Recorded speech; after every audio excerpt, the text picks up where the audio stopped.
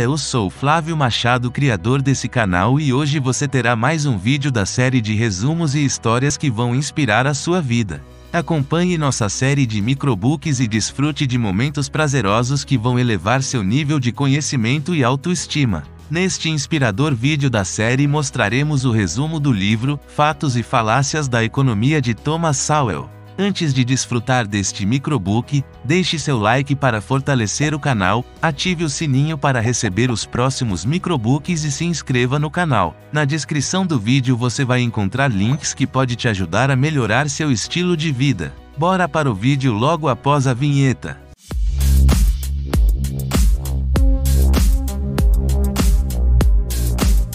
Fatos e falácias da economia. Acreditamos em coisas verdadeiras, comprovadas. Mas, por vezes, botamos fé em coisas sem veracidade, que acabam virando verdade depois de tantas repetições. Compreender essas falácias, por sua vez, pode abrir oportunidades inimagináveis de uma vida melhor para milhões de pessoas. Neste livro, Thomas Sowell ajuda a compreender melhor algumas falácias que envolvem os temas econômicos e nos convida a refletir melhor a respeito de verdades impostas sobre o tema. Reserve aí 12 minutos para se desprender de conceitos impostos. O poder das falácias. Falácias não são simplesmente ideias malucas. Geralmente são plausíveis e lógicas, mas com alguma coisa faltando. Sua plausibilidade lhes rende apoio político. É por isso que vale a pena observar mais profundamente as coisas que num dado momento parecem boas na superfície. Algumas vezes, o que falta a uma falácia é simplesmente uma definição. Palavras indefinidas têm poder na política, especialmente quando invocam algum princípio que envolva as emoções das pessoas. As falácias são abundantes em políticas econômicas e afetam tudo, desde a habitação até o comércio internacional. A falácia de soma zero. Muitas falácias individuais na economia baseiam-se na mais ampla e geralmente implícita falsa suposição de que transações econômicas são um processo de soma zero, em que tudo que alguém ganha é perdido por outra pessoa. Porém, transações econômicas voluntárias não continuariam a ocorrer se não fossem benéficas a ambos os lados. Pode haver muitos termos aceitáveis para um lado ou para o outro, mas a única maneira pela qual as operações poderão ocorrer é se os conjuntos de termos aceitáveis para cada lado se sobrepuserem. A falácia da composição. Os estudiosos de lógica chamam de falácia da composição a crença de que o que é verdade sobre uma parte é verdade sobre o todo. Muitas políticas econômicas envolvem a falácia da composição, quando, por exemplo, políticos ajudam algum grupo, setor, estado ou outro interesse especial e, no entanto, apresentam os benefícios como se fossem ganhos líquidos à sociedade, o que, na prática, trata-se de roubar de Pedro para pagar Paulo. A falácia das peças de xadrez. No início do século XVIII, Adam Smith escreveu sobre o teórico doutrinário que parece imaginar que possa dispor os diferentes membros de uma grande sociedade com tanta facilidade quanto a mão dispõe as diferentes peças por um tabuleiro de xadrez. Esses teóricos são tão comuns atualmente e têm pelo menos tanta influência em moldarem leis e políticas quanto naquela época. Apesar de alguns experimentadores sociais acreditarem que se um programa ou política não funcionar, poderão tentar outro e mais outro depois, as incertezas geradas por um experimento incessante podem fazer com que as pessoas mudem seu comportamento, afetando a economia de maneira adversa. Fatos e falácias urbanos. Uma das primeiras perguntas a serem feitas sobre as cidades é a seguinte: por que existem? Quais são as implicações econômicas da vida urbana? O que faz com que as cidades floresçam ou não? Os fatos são razoavelmente diretos, mas o desafio está em desemaranhar as falácias. Transporte. A maioria das cidades foi construída antes de existirem veículos motorizados na terra, na água ou, é claro, no ar. O fato mais fundamental é que o transporte terrestre sempre foi muito mais caro do que por água. Ainda hoje, costuma ser mais barato enviar bens a milhares de quilômetros de distância por água do que por terra. Concentração e dispersão populacionais. Uma das várias falácias urbanas consiste em que cidades densamente povoadas sejam um sinal de excesso de população, quando de fato, em alguns países, mais da metade de seu povo viva num punhado de cidades, enquanto há vastas áreas abertas e em grande parte vagas nas zonas rurais. Congestionamento no trânsito. O fato de a maioria das ruas das cidades e a maioria das estradas serem gratuitas significa que essas vias tendem a ser utilizadas de maneira mais extensiva do que seriam se os motoristas tivessem que pagar os custos que o seu deslocamento impõe aos demais. Isso tem consequências econômicas, ambientais e até mesmo médicas. A habitação. A maior falácia econômica em relação à moradia é de que a habitação com preço acessível requer intervenção governamental no mercado, talvez com subsídios, controle de aluguel ou outros dispositivos. Preços desastrosos para a moradia certamente são cotidianos em alguns lugares. Entretanto, a questão é se os programas governamentais oferecem uma forma pela qual se possa sair dessas situações. Política. Como as formas de restrição às construções que fizeram disparar os preços dos imóveis adquiriram um embalo político tão grande? Parte da resposta está no inebriante, porém enganoso, conceito de planejamento. O que chamamos por esse nome, na retórica política, é a supressão, pelo governo, do planejamento de cada uma das pessoas, sobreposto por um coletivo criado por terceiros, armado com a força do governo e isento de arcar com os custos impostos aos demais. Favelas e criminalidade. Uma das falácias urbanas mais antigas pode ser resumida pela frase: favelas são berçários do crime. Bairros degradados geralmente têm apresentado índices de criminalidade bem maiores do que aqueles onde pessoas mais ricas têm adquirido habitações mais novas e mais caras. No entanto, correlação não é causalidade. É necessário sempre analisar o contexto como um todo e não apenas se render a reducionismos pobres. Fatos e falácias masculinos e femininos. Na maioria das sociedades, durante a maior parte da história, as mulheres ganharam menos do que os homens. Trata-se de um fato inquestionável. O que pode ser questionado, e já gerou várias falácias, são as diversas tentativas de explicá-lo. História. Independentemente das razões, as diferenças entre a qualificação de mulheres e homens geralmente têm sido demonstráveis e substanciais. Estas diferenças mudaram ao longo do tempo, de tal forma que uma redução da disparidade de renda entre os sexos não pode ser automaticamente atribuída a uma menor discriminação exercida pelo empregador. Tal fenômeno pode ser resultado de uma diminuição de diferenças em educação, experiência de trabalho ou disponibilidade para trabalhar fora de casa. Jornada de trabalho regular e irregular. Enquanto muitos empregos têm horários regulares de 9 às 17 horas, outros exigem que se façam tantas horas extras quanto forem necessárias, sempre ou em qualquer lugar.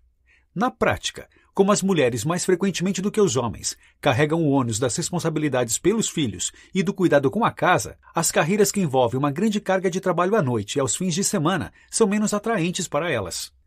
Responsabilidades domésticas. Em princípio, as responsabilidades familiares podem ser divididas igualmente entre o marido e a mulher, entre o pai e a mãe. Na prática, no entanto, essa não é a regra na maioria dos lugares e dos períodos da história. Como as consequências econômicas são mais decorrentes de práticas do que de princípios, a divisão assimétrica de responsabilidades domésticas produz diferenças de renda entre homens e mulheres de várias maneiras. A analogia da minoria.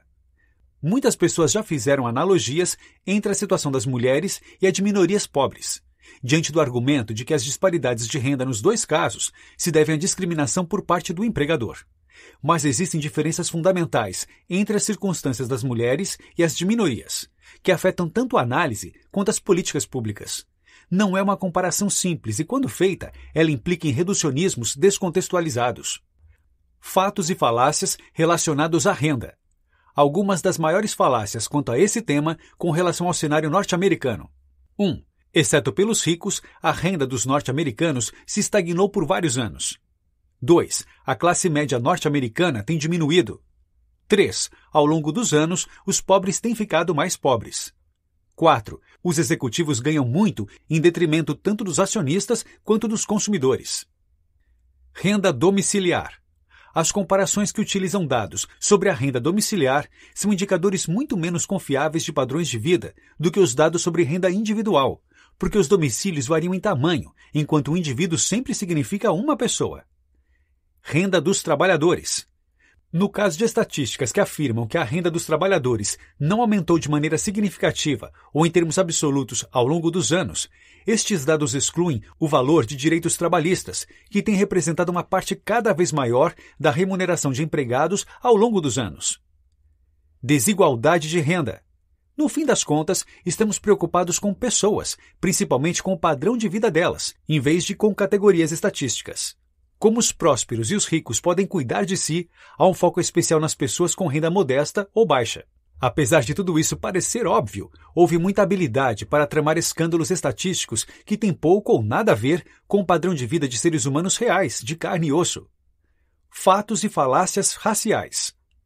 A raça, por si só, se trata de uma falácia, no mundo em que a miscigenação racial alcança níveis muito além de tempos anteriores e continua a aumentar, mesmo enquanto a estridência de identidades raciais separadas se torna mais escandalosa. Diferenças de grupo. Tem sido bastante comum comparar um determinado grupo, como o dos negros nos Estados Unidos, com a média nacional, e considerar que as diferenças são indicativos de uma peculiaridade especial do grupo comparado, ou uma peculiaridade especial de políticas ou atitudes em relação a esse grupo. Mas tanto uma conclusão quanto a outra podem ser enganosas, quando a média nacional é apenas uma amálgama de variações amplas entre muitos grupos étnicos, regionais e outros. História. Talvez a maior falácia sobre a história de minorias raciais e étnicas seja que a passagem do tempo reduz a hostilidade e a discriminação que esses grupos enfrentam. Em muitos países, as minorias enfrentam mais hostilidade e discriminação no período mais recente do que em épocas anteriores. Escravidão. Além dos seus próprios males durante seu próprio tempo, a escravidão gerou falácias que perduram até hoje, confundindo muitas questões da atualidade. Durante vários séculos, os europeus escravizaram outros europeus, os asiáticos escravizaram outros asiáticos e africanos escravizaram outros africanos. Fatos e falácias do terceiro mundo. Contrastes entre a prosperidade de diversas nações ocidentais e a terrível pobreza de alguns países do terceiro mundo despertam muitas emoções e provocam muitas perguntas em relação a como isso pode acontecer. Apesar de estas perguntas terem produzido muitos fatos, a incapacidade de se estabelecer uma distinção entre causa e culpa produziu muitas falácias. Geografia. Pode parecer estranho que a configuração da Terra possa afetar quais povos viverão na pobreza e quais alcançarão a prosperidade. Mas esse é um dos fatores fundamentais para entender um pouco da pobreza no mundo. História. Quando nos referimos às nações do terceiro mundo, podemos ter a impressão de que existe um determinado conjunto de países muito diferentes de outros. Porém, isso seria uma falácia. Uma lista de países prósperos ou de afetados pela pobreza feita há 100 anos não conteria os mesmos países que hoje. Em uma visão ampla da história, todas as nações foram de terceiro mundo em algum ponto ou outro da sua evolução. População. Há mais de 2 séculos, uma das explicações mais persistentes para a pobreza no terceiro mundo ou em outros lugares tem sido a superpopulação. Mas poucas vezes o termo recebeu uma definição significativa. É possível encontrar países afetados pela pobreza com densidades populacionais maiores do que alguns países prósperos. Mas não existe nenhuma relação consistente entre densidade populacional e renda real. Notas finais. Quantas vezes não repetimos sem pensar um monte de conceitos que depois demonstram ser arcaicos ou nem tão verdadeiros assim? Thomas Sowell desnuda algumas dessas falácias que nos fazem ter uma visão turva quanto ao funcionamento do mundo da economia e tudo o que a cerca. Uma obra necessária para quem deseja se ver livre de reducionismos e fatos não concretos sem contextualização adequada sobre muito do que nos cerca. A verdade liberta. Gostou do audiobook? Então se inscreva no canal, ative o sininho para receber os próximos livros em áudio e deixe seu comentário. Muito obrigado por assistir e até a próxima!